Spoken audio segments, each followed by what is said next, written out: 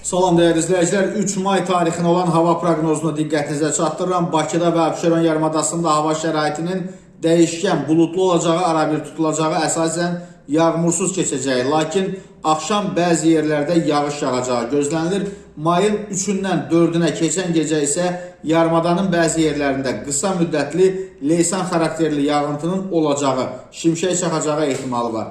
Mülayim şimal-qərb küləyi gündüz arabir güclənəcək, temperatur gecə 12-15, gündüz 17-22 dərəcə isti olacaq. Bölgələrdə arabir yağıntılı olacaq, şimşək çaxacağı gözlənilir.